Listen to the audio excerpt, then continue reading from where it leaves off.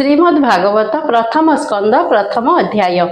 गोविंद गोविंद गोविंद पदु गलुछि मकरंद से मकरंद पान करी एणे तरिले ब्रज नारी से ब्रज नारी पयरे मन मो रहु निरंतरे मन मो निरंतरे रहु हा कृष्ण बोली जीव जाऊ हा कृष्ण बोली जाऊ जीव मते उधर वासुदेव। श्री गणेशाय नमः। प्रथम अध्याय। नमई नृसिंह चरण अनादि परम कारण जार आदि मध्ये अंत विचार न घटे जगत इंद्रिय अर्थ न जानती सत्य जे नित्य प्रकाशंती इंद्रिय अर्थ न जानती सत्य जे नित्य प्रकाशंती आनंद मणि वेद सार ब्रह्मांड कला जे विस्तार जार स्वरूप हृदय चिंती वेद पुरुष न जानती मृत्तिका विकार जे मते जल अनले सुजत्रित रूप अरूप स्थिति तिनि जहा जोगरे अनुमानी स्वभावे नहे जे मत ए सांख्या जोगींकर मत आत्मा प्रकाशे जन्म होई निरते कुहुक बोलाई सत्य परमानंद हरि जहा भाविले भभूतरी तार चरणे नित्य ध्यान करी धरती सुज्ञजन से हरि पादे हृदय धरी प्रबंधे गीत नाद करी अशेष जगत रहिते बंदई दास जगन्नाथे निर्मल मुनिंकर मते हरि चरित भागवते कहिबी अछि जेते गुण सुजने सावधाने सुन कपट धर्म जार नाही स्वभावे शास्त्र से बोलाई से साधु जनकर धर्म माया वर्धित शुभ कर्म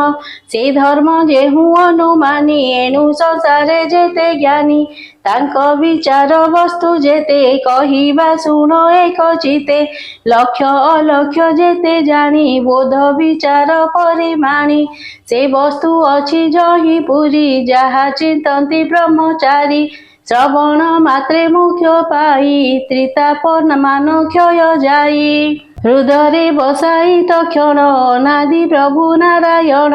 एणु अधिक अन्य ग्रंथे कि प्रयोजन ए जगते ए भागवतर महिमा के कही पारे गुण सीमा सकल देव होई वृक्षे फल फलिले अंतरिक्षे केते ही दिने पाई पाची तले वृक्षु पड़िले वायु दले सुख धाइले ताहा देखी पक्षींक संगते उपेक्षी तो से अधर पान कले भितरे सुरंग देखिले तहु गलिला रस सार किय बा देवा पटांतर अमृत निंदे साधु गुणे सुजने पिय अनुक्षणे आनंदे कर सुधा पान जेनु पाइब दिव्य ज्ञान ए चारि रसंकर मूल निगम वन वृक्ष फल फल प्रिय जीवन अंत जाए जेबे तरिब माया मोहे एबे हो शुण साधु जने हरिचरित सुधा मने सर्वदेवंकर रम्य स्थान नाम जे नेमिष अरण्य कलिर आगमन देखी मुनिये स्वस्थाने उपेक्षी सौनक आदि मुनि गणे मिलिले नेमिष अरण्ये कली कलु से भय करी एकांते मुनिये विचारी संकल्प करी एक तुले समस्ते यज्ञ आरंभिले जानती शुभे सब दाख्या स्वर्गापर्गे कले इच्छा सकले मिली प्रातः काले कर्म साधिले ज्ञान बले सुत मुनि मध्य करी सकले बसिले आवरी सकल मुनि सुध मने कहती अमृत वचने ऋषय उतुः भसुत शुण सावधान तोर महिमा अनुमान सर्वपुराण इतिहास शुणिबु ताहार संभाष संसार धर्मशास्त्र जेते सबु गोचर तुम मते व्यास मुनिंक शिष्य तुमे ए कथा भले जाणु आम्भे पूर्वे जे थिले ब्रह्म मुनि तांक बदनु अछु शुणी सकल शास्त्र तुम्भ तहि वेद पुराण जेते कही व्यासंक अनुग्रह घेनी सकल शास्त्रे तुम्भे ज्ञानी दैवे अछि एहि मति जे शिष्य गुरु रे भकति शिष्यर हिते दया बहे सकल तत्व ज्ञान कहे एनु व्यासंक शिक्षा जेते प्रकाश आंभर ग्रते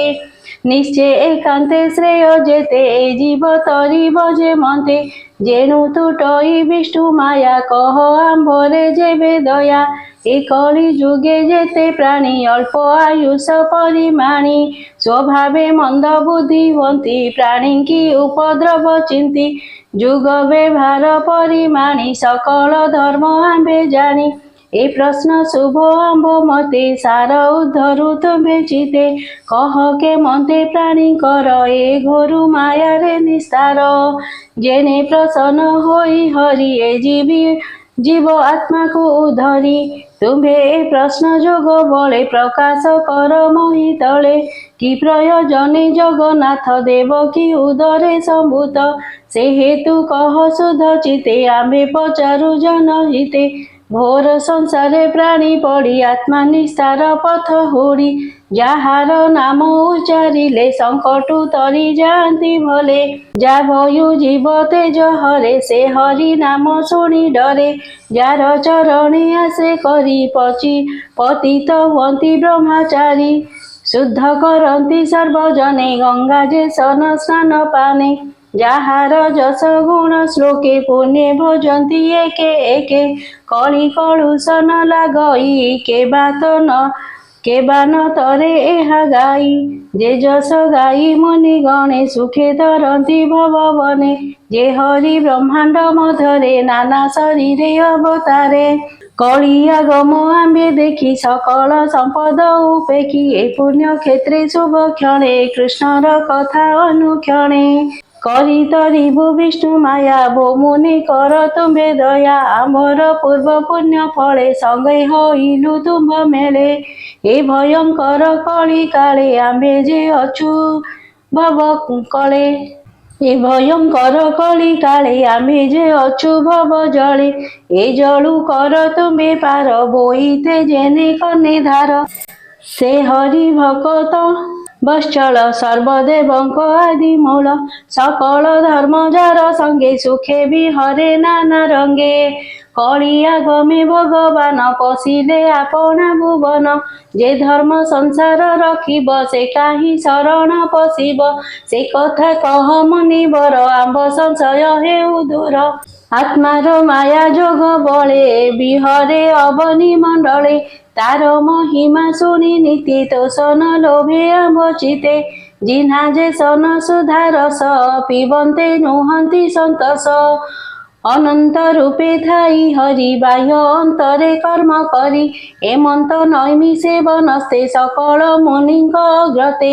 सौनक आदि मुनि गणे जे प्रश्न कले जणे जणे निर्मल विष्णुर चरित कृष्ण विषय भागवत सुजन जनकर हिते कहि दास जगन्नाथे ए घोरु भव दुस्तरु उदर वांछा कल्पतरु इति श्रीमद्भागवते महापुराणे परमहंस्या संहिताया वयसिक्या प्रथम स्कंदे